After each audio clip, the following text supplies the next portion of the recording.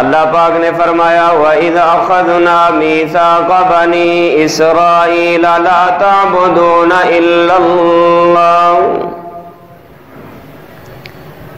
ہم نے بنی اسرائیل سے، ہم نے اولاد یعقوب سے اس بات کا عہد لیا، وعدہ لیا۔ وہ وعدہ کیا ہے؟ لا تعبدون الا اللہ، عبادت رب کی ہوگی، عبادت اکیلے اللہ کی ہوگی، اپنے اللہ کو عبادت میں اکیلا تصور کرنا ہوگا، عبادت میں دنیا کے تمام تر معاملات میں اپنے اللہ کو اکیلا سمجھنا ہوگا، یکتا سمجھنا ہوگا، تنہا سمجھنا ہوگا، چاہے 25 دسمبر کیوں نہ آ جائے، کرسمس کا اعلان کیوں نہ ہو جائے، لوگ اللہ کی اولاد کو ثابت کیوں نہ کرنے پہ آ جائیں، لیکن اللہ کا قرآن اعلان کرتا ہے لا تعبدون الا اللہ، وہ اللہ اکیلا ہے، اس کا کوئی شریک نہیں، وہ اللہ اکیلا ہے،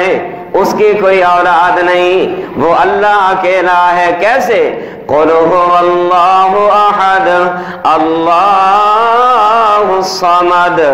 لَمْ يَلِدْ وَلَمْ يُولَدْ وَلَمْ يَكُنْ لَهُ كُفُوًا أَحَدٌ۔ فرمایا میرے محبوب اعلان کر دیجئے کرسمس منانے کا کوئی تک نہیں بنتا، کرسمس اسلام کا کوئی حصہ نہیں، اور کرسمس منانے والے یہ ثابت کرنا چاہتے ہیں کائنات کا نظام اکیلا اللہ نہیں چلا سکتا، کائنات کا یہ نظام اکیلا پروردگار نہیں چلا سکتا، بلکہ اس کائنات کے نظام کو چلانے کے لیے اس کی اولاد کی بھی اس کو ضرورت پڑے گی، ساجی کی بھی ضرورت پڑے گی، ہر کسی کے پارٹنر کی اس کو ضرورت پڑے گی، لیکن میرا عنوان یہ نہیں۔ آئیے قرآن کا دوسرا مقام، اللہ پاک نے فرمایا لا تعبدون الا اللہ، عبادت اکیلے رب کی ہوگی، وَبِالْوَالِدَيْنِ احسانا، اور اطاعت اپنے اب کی ہوگی، عبادت رب العالمین کی، فرما برداری اپنے والدین کی، عبادت اپنے رب العالمین کی، بات اپنے والدین کی مانی جائے گی، اپنے والدین کے ساتھ نیکی کی جائے گی، اپنے والدین کے ساتھ حسن سلوک سے پیش آیا جائے گا، اپنے والد صاحب سے جی جی کر کے گفتگو کرنا ہوگی، اپنے ابا سے، اپنے ماں سے، اپنے باپ سے احترام سے گفتگو کرنا ہوگی، اپنے ماں باپ سے گفتگو کرتے ہوئے اپنی نگاہوں کو نیچے جھکا کے گفتگو کرنا ہوگی، اپنے ماں باپ کے سامنے کبھی نا کا الفاظ نہیں دہرانا ہوگا۔ وبالوالدین احسانہ کا تقاضا یہی ہے، جب بھی بلائیں جی جی کر کے آؤ، جب بھی بلائیں جی جی کر کے آؤ، اگر تم نفلی نماز میں کھڑے ہو ماں بلا لے نماز کو چھوڑ دینا ہوگا، اگر تم نوافل ادا کرنے میں مصروف ہو ابا تمہیں آواز دے نوافل کو چھوڑ کے ابا کی فرما برداری کرنا ہوگی۔ اٹھائیے نظر صحیح بخاری کو، جریج ولی کا واقعہ بھی آپ کے سامنے ہے، ماں آتی ہے بلاتی ہے، بیٹا نوافل میں مصروف ہے، اب ماں کی آواز سننے کے بعد سوچنے میں پڑ گیا اب اللہ کی عبادت کروں یا ماں کی بات سن کے نماز کو چھوڑ کے اپنے ماں کی اطاعت کروں۔ اور لوگوں ذرا بات توجہ کے ساتھ سنتے جانا، ایک دن آیا ماں نے بلایا،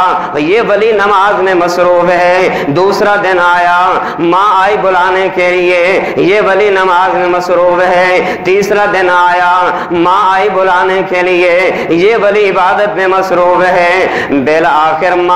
ماں کو تکلیف ہوئی، اپنے پیدا کرنے والے بچے اور بڑھ جانے والے بچے، نشوونما پا جانے والے بچے کو میں نے 3 دن بلایا، بیٹے نے میرے بلانے کی کوئی آواز نہ دی، میرے بلانے کا کوئی جواب نہ دیا۔ بالآخر ماں نے اپنے جذبات میں آ کے، غصہ میں آ کے اتنا کہہ دیا، اور جا جریج تجھے اس